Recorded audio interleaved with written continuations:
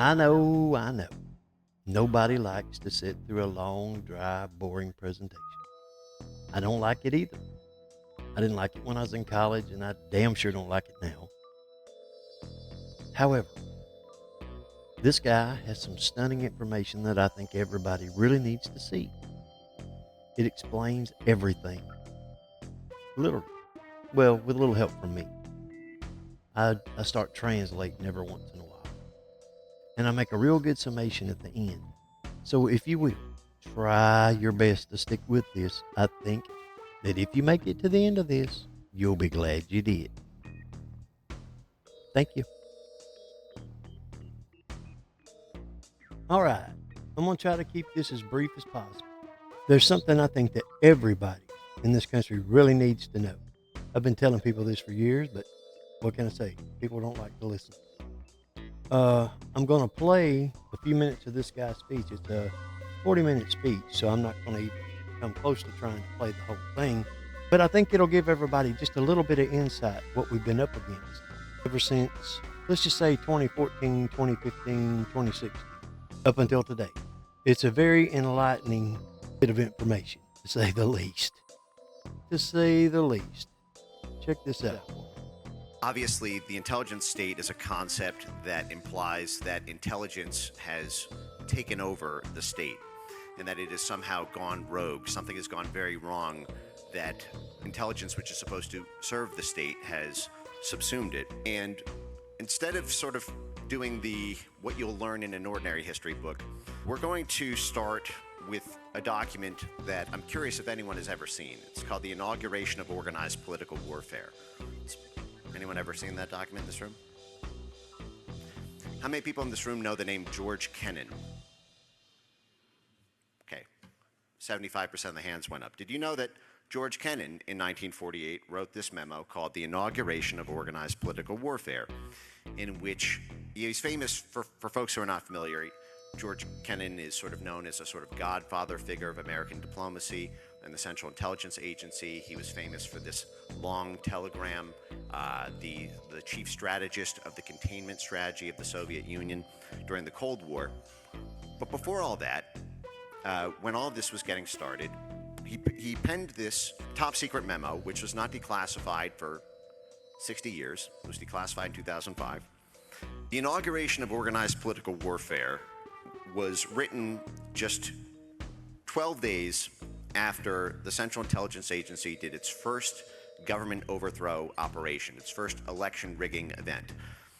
That was on April 18th, 1948, and this was written just 12 days after that.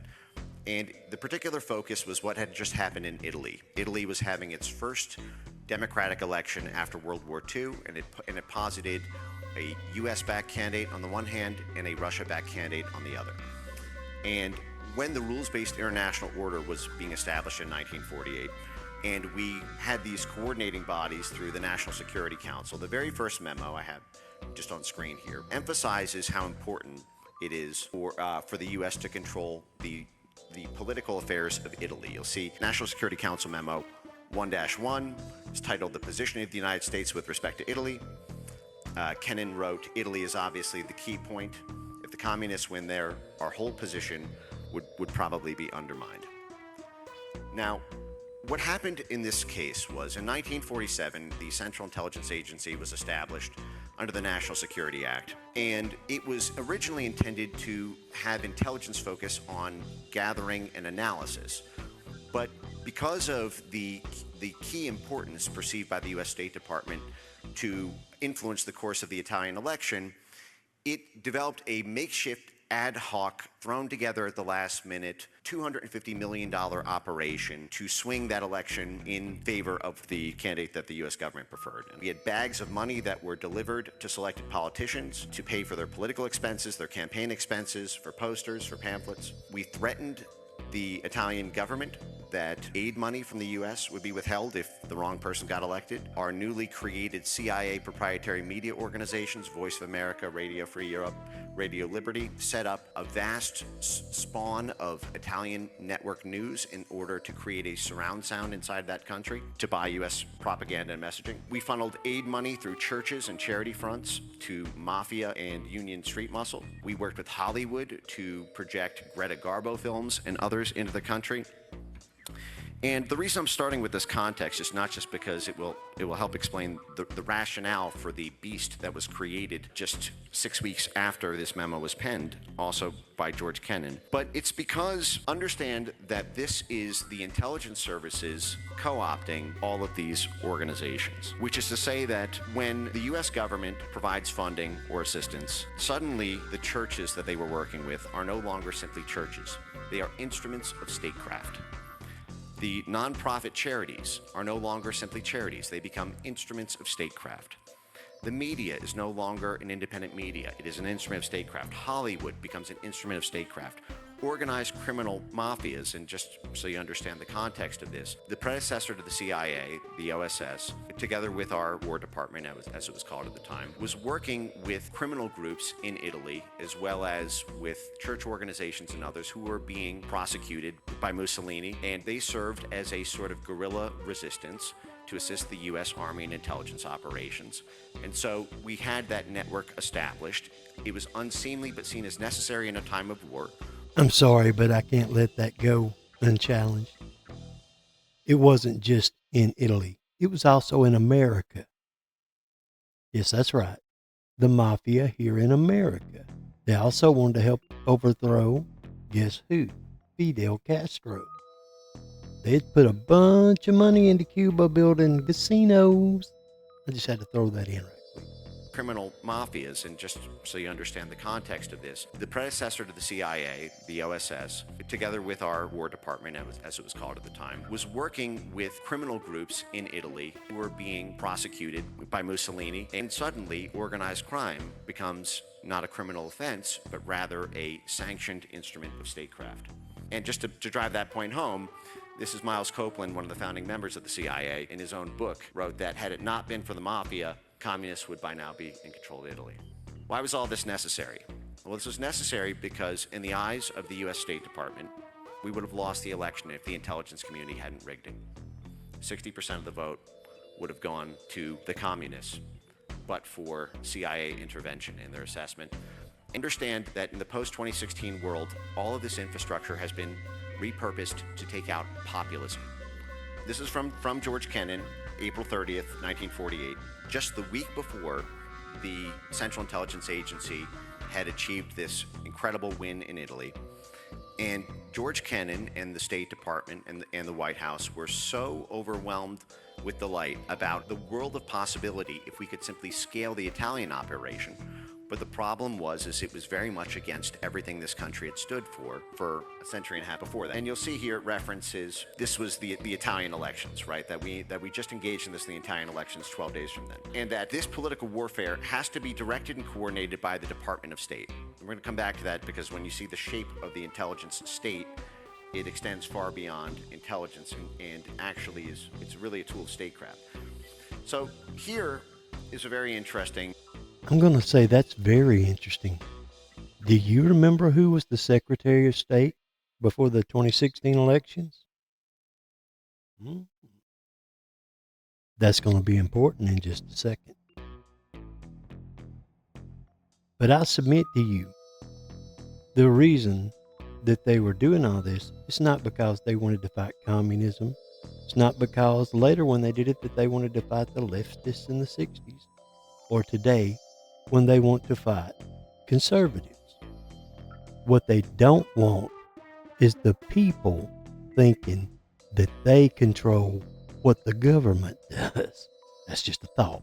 Telling vision into this CIA godfather. It says we cannot afford in the future, in perhaps more serious political crises, to scramble into impromptu covert operations as we did at the time of the Italian elections. Saying we did this, it was great, it was amazing, but we need this capacity everywhere.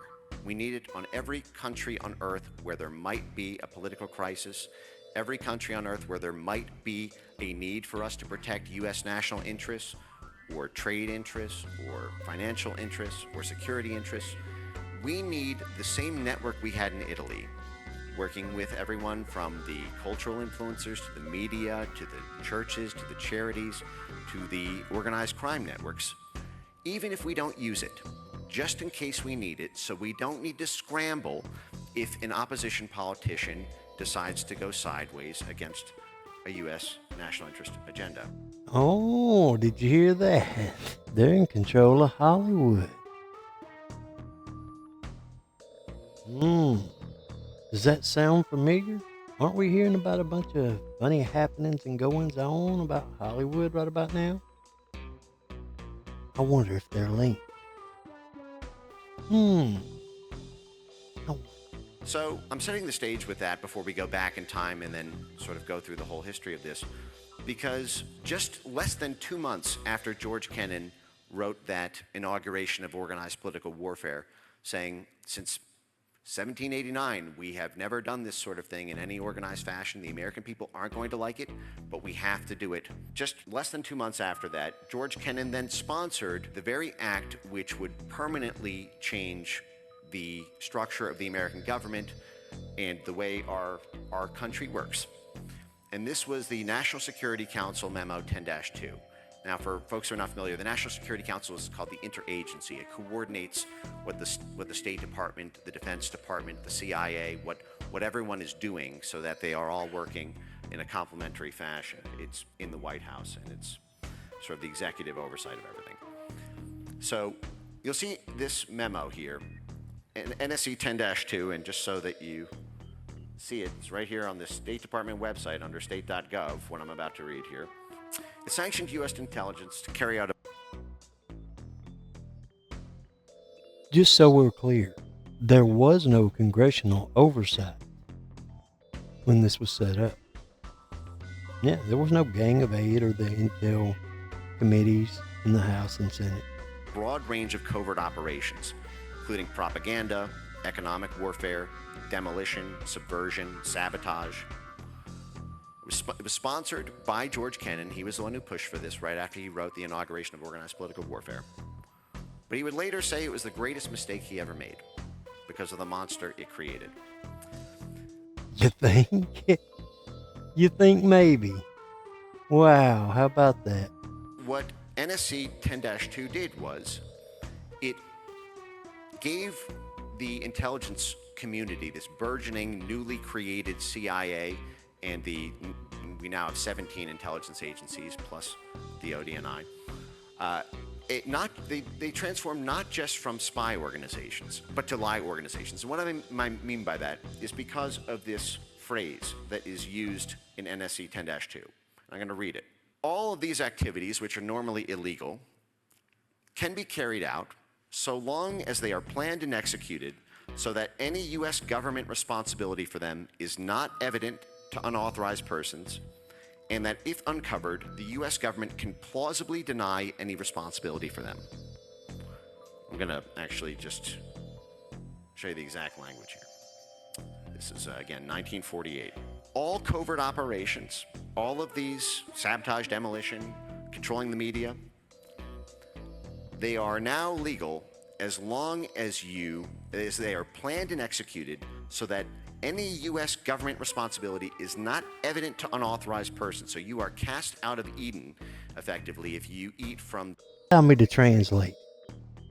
You can do whatever the hell you want to as long as you don't get caught. Yeah, that's what that means. Whatever you want, as long as you don't get caught. You got to be able to give the U.S. government plausible deniability. Is it just me? Or does that sound a little bit dangerous? You think they might have had any idea what kind of monster they're making here? If you eat the apple of the fruit of the tree of knowledge, you are not allowed to know. And they are not allowed to tell you. Their job is to lie to you. And that if they do get caught, the U.S. government can then lie above the agency level, above the CIA. The State Department gets to lie to the world because the CIA had these covert links, and they could say it was not an official sanctioned U.S. government operation. Something went rogue, someone wasn't authorized, someone took it into their own hands. And I'm just going to read this analysis that I think is a useful summary. That plausible deniability encouraged the autonomy of this newly created CIA, which was just created a year earlier, and other covert action agencies in order to protect the visible authorities of the government. And we're going to come back to that as we discuss the power structure of all these different organizations. But I have to say this. In light of this, do any of the recent congressional hearings you've been seeing make any sense? Do they make a lot more sense now? I want to drive this point home immediately, which is that this was seen as a major growth opportunity because of how effective it was in the 1940s and the 1950s to be able to take over the world through diplomacy, through duplicity. But the problem with diplomacy through duplicity, plausible deniability, is the core doctrine that governs the interagency which controls all of our major U.S. government operations on national security, foreign policy, and international interests. Because you lie to the outside world, you need to also lie to your own citizens to keep the outside from finding out. So while the lies may help you successfully acquire an empire, you now have to permanently maintain an empire of lies, not just abroad, but at home. Now, in 1948, when the founding fathers of the intelligence state were setting this all up, they were intensely aware of the monster they were making. And in 1948, Congress passed the Smith-Mundt Act, because again, in 1948 is when all this was getting established. The CIA was brand new, NSC 10-2 had just come out, and Congress said, okay, listen, you guys are creating a monster here. We want to make sure that we don't build this empire of lies and that Americans are not being inundated with this sprawl of information control that you are conducting around the world in order to conduct Allow me to translate. That means you can't take U.S. government funds and make propaganda. You can't do that. You can do it and use it overseas in an area where we're doing operations, but you don't get to use it on the American public. Oh, they can do it, they just can't do it here. And you darn sure better not get caught, even if you do. You see how that works? organized political warfare on all countries on planet Earth. And I think many folks in this room are probably familiar with what happened during the Obama administration, which was this essential safeguard, which had been with us since the moment this all was created in 1948, was repealed with quite little fanfare. It was tucked into an NDAA. It was really, I think, only discovered by the public after the damage had been done, that the Smith-Mundt was modernized. If you will allow me once more to translate. Obama got some congressmen and senators that the State Department and the CIA had leverage over to insert that into the National Defense Authorization Act. Somewhere real close to the back of a probably, 1,000-page bill, and he signed it into law. Then he decided to give the State Department a $1 billion budget that reloads, I think, yearly, so that they could pay our news agencies to make sure that propaganda made its way out to the public. And who was it that was the Secretary of State again? Oh, one thing that this man's going to tell you a little bit later on in his presentation is that the CIA answers to the State Department. They go out there and tell everything, we're doing all above board. This is what our policy is, and we'll give you grants, and we'll do this, and we'll do that. And if that don't work, then they go back and they tell the CIA, hey, you go take care of business. We don't want to know how you did it, even though we do. But you never told me. Is it any wonder that the CIA come out to bat for Hillary and all them other intelligence agencies that are controlled under this umbrella? Is it any wonder they're still doing it? Because see, the ones that are there now was her underlings when she was there, and their neck is on the line. We can't afford to be naive children anymore. We just can't. It's time everybody woke up and got their sippy cup and got their eyes washed out where they can see and get you a big old sip and throw down that security blanket and grow up. Criminals have lied to you and taken over our government and propagandized us. And everybody has to understand that you've been lied to. Now, I know a bunch of people ain't going to stay for the end of this. For everybody that does, I really appreciate it. And try to use this to inform the people that you know. This guy's got a 40-minute presentation. His name's Mike Benz. And the presentation is on the blog, but you can find it on X. And he's got a lot more presentations besides that. This is just the history of it. Trump blocked Hillary's chance to get in control of the whole thing. She would have been the first, as far as I know, that used to be the Secretary of State going to the presidency. She'd have had control of all the reins. It was her that overthrew Ukraine through Victoria Nuland, remember? All this money and all these weapons going to these countries that Hillary wanted to get them. Remember what happened in Benghazi? You remember who armed, trained, and equipped ISIS? How about that? All them drugs, all them weapons, all that money. Come on now. Do you wonder why so many people was pulling so hard for Hillary? It's because they're neck deep in it. They've all either been Epstein or Diddyized into the club, and now they're in too deep to get out. That's why they all have to come after him with everything they've got. And he was right. It ain't him that they're after. It's us. They don't want us lowly peasants telling them how the government's supposed to be run. See, they're our betters, and we're supposed to shut up and sit down and do what we're told. Think on it. Think on it.